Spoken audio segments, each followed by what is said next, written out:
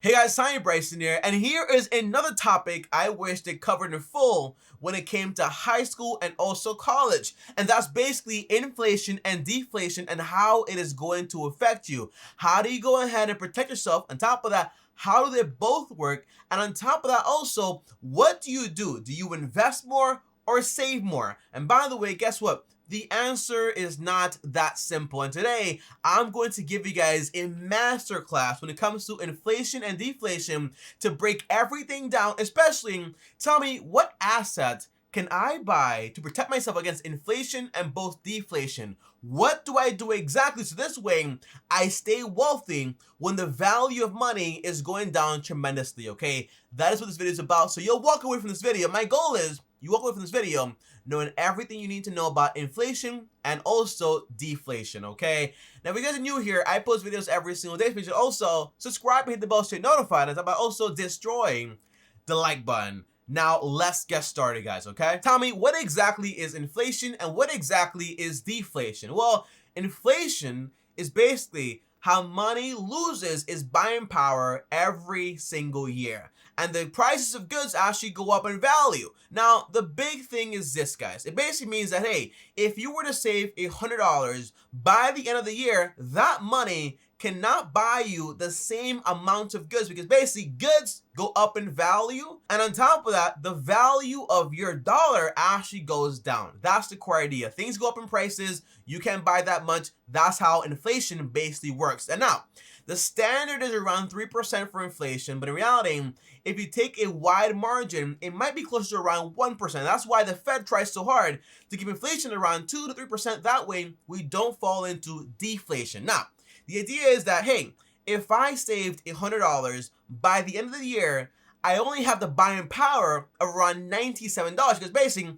I lost around 3% in value. That's the core idea. So now, that is why basically when you talk to your grandparents, you say, hey, grandpa, I'm going to use this $100 to go out there and buy me one cheeseburger at this very fancy restaurant. And they say, hey, back in my day, with $100, I can go into a store, buy the entire grocery store, on top of that, pay my rent, and also have money on the side for emergencies for up to 3 to 6 months, okay? That's how crazy inflation actually is. So $100 50 to 90 years ago was a lot of money. Today, it's basically like one video game, or for example, one pizza at a very fancy store, or for example, a handful of groceries at Whole Foods, because things are very expensive today. And that is an example of inflation. And that's why every single year, if we notice, a lot of employees actually get paid an extra 2% or 3%. And they think, hey, I'm making so much money. But in reality, all you're doing is keeping up with inflation, and your employer also knows that.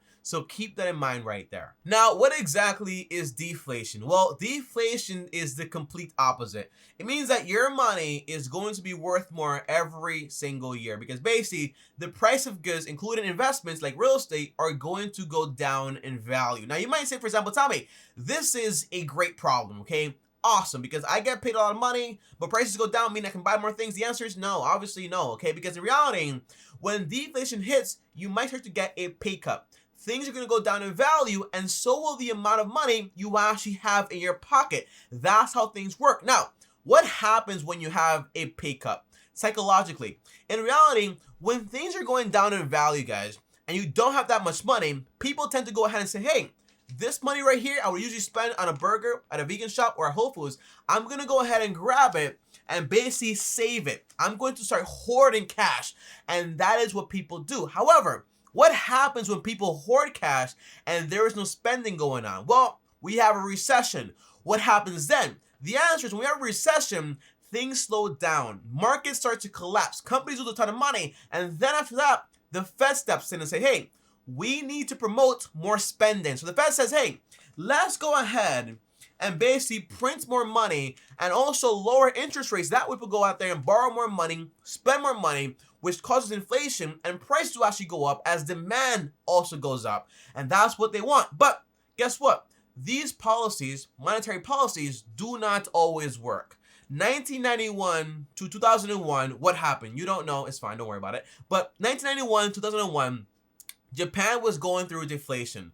a very bad economic period. And what happened is this: the government tried every single monetary trick in the book. They lowered interest rates so low that it got negative, meaning if you save money in the bank, you would actually be losing money. That's how crazy this actually was. But on top of that, real estate kept going down and down and down and down. And people psychologically still did not spend money. They basically borrowed money for nothing. They got paid to borrow money, but they didn't, okay? Because they didn't know what was going to happen. Now, obviously today, Japan got over that, okay? However, deflation is a lot more dangerous than inflation. And that's why the Fed tries so hard. Hey, let's maintain a 2 to 3% inflation rate. That way, we don't fall into deflation, because at that point, we have a massive market collapse problem. And that is not what you want, okay? It's not, hey, I make a lot of money, prices went down, I can buy a lot more things. No, it means you won't have that much money in your pocket. It means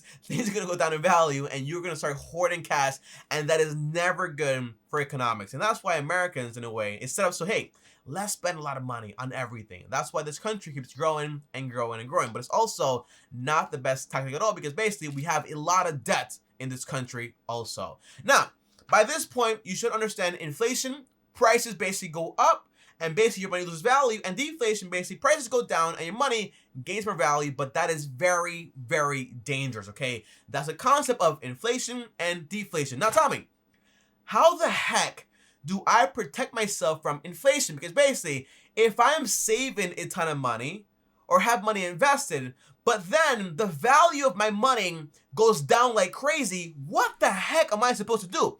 How do I go ahead and protect myself? Well, the answer is the government has security, or for example, a bond that protects you against inflation, and it's called TIPS. Now, TIPS stand for Treasury Inflation Protected Securities, which basically means if inflation were to go up by 20% or 10%, don't worry, because the value is also going to go up by the same thing, and that way you're guaranteed protection. Now, the answer is, Tommy, well, how do I go out there and buy these TIPS, okay? Buy these inflation protected bonds. The answer is you just go, for example, to Treasury Direct, by the way, link down below, and you buy them directly from the government, okay? That's the entire idea right there. However, Tommy, how much am I supposed to go out there and buy? The answer is, according to Benjamin Graham, you should have around 10% of your assets into TIPS. This way you're protected against inflation. However, that's up to you and how you actually feel, okay? It's up to you. But the answer is, yeah, you want to have some money in bonds permanently. That way you're protected against inflation in case anything goes wrong, because you never know what's going to happen. And by the way, remember, okay, inflation 2-3% is no problem. You barely feel it. But when you have inflation like 10% or 20%, you are definitely going to feel it, because basically, inflation is 20%. Every 5 years, prices are basically doubling. Every 5 years, this $100 bill becomes, hey, $25, because basically, I can't go out there and buy anything anymore. That's the core idea, and that's why you want to have TIPS in your portfolio to protect yourself from inflation. That's the core idea here. And by the way, there's a joke I want to tell you guys, okay? There's this joke, it's very funny to me, but the answer is that basically, it says, hey, Americans are getting stronger and stronger and stronger every single year. And you ask him why? Why are they getting so stronger? Because basically, 100 years ago, with $10, you needed 2-3 people. But today, with $10, you only need a 5-year-old. Because basically, again, inflation is no joke. Things lose a ton of value. And what you can buy today with $10, you could basically buy a lot more back then. But again, the earning power was a lot less. People forget to mention that, okay? Yes, my grandpa could buy a lot of things back then, but in reality, my grandpa also did not make that much money, okay? They forget to mention that part, okay? So always keep that in mind when it comes to inflation and also deflation. And I love that joke, by the way. It's very funny. However, Tommy, what about stocks?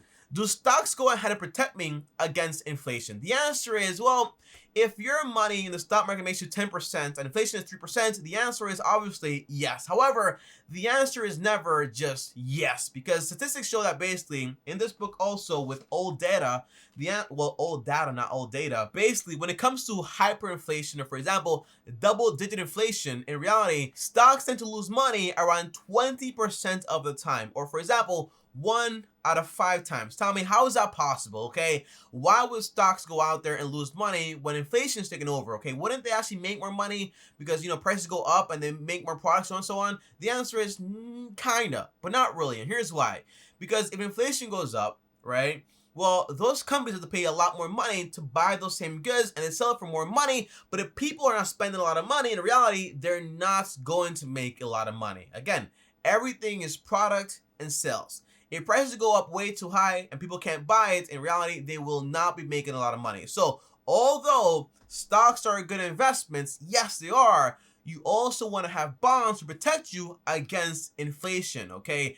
That's the core idea. But Tommy, what about deflation? What do I do then? You keep investing and diversifying. So you also have some good defensive stocks. You also have some bonds. And on top of that, you also have maybe some money into real estate or REITs. This way you're spread around and you're also protected from both inflation and also deflation. That's basically what you want here. You want protection as an investor for the long term. And by the way, the long term is 30 years. And that's a long time. And a lot can happen in 30 years. You never know what's going to happen. You have war. You have massive inflation, you have maybe deflation, people get very scared, psychological stuff. The answer is you don't know what's going to happen. So basically, you want to hedge against all this stuff by basically having a very balanced portfolio. And by the way, in this book, they also talk about gold and investing into gold and like those commodities, but they only recommend around 2%. And on top of that, remember, okay, you want to do that to basically Vanguard because that way, just buying gold and storing it is too expensive and it makes no sense. So if you want to invest into gold, don't do more than 2% of your money. And on top of that, basically do it with a mutual fund or an index fund. This way, you're not carrying all those expenses, and that is not what you want. Okay, so although gold is usually a bad investment, when it does perform very well, it will make up for the whole bad investment part because basically gold sits there.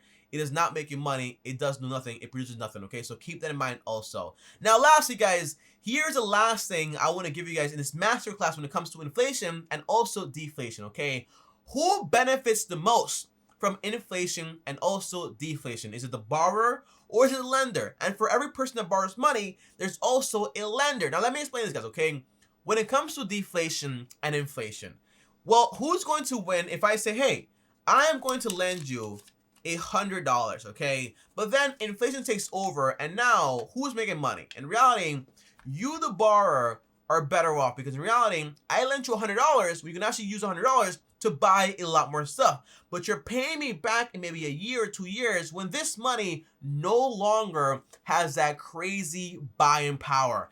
And that is the core idea, okay? So keep that in mind.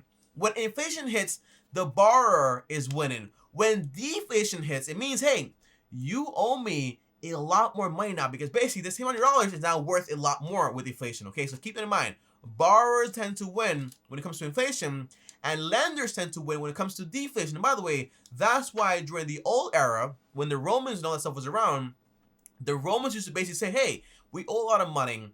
Let's basically devalue our currency. That way, we pay them a lot less money. The same thing with the US during wars, okay? In reality, they go ahead and say, hey, inflation is kicking in. Let's pay back those debts now because that way, guess what? It means, hey, we're paying debts with less money than they're actually worth, okay? That's the core idea with who wins when it comes to inflation and also deflation, okay? But guys, that is it for this video. Hopefully it helped you in some way. You learned something new. I'll see you guys next time. Thanks for watching. As always, like this video if you liked it. On top of that, also, if you're new here, subscribe and hit the bell so you get notified. It helps a lot. And by the way, if you want to talk to me one-on-one or uno, join my Patreon, link down below, or send me a DM on Instagram at TommyBryson.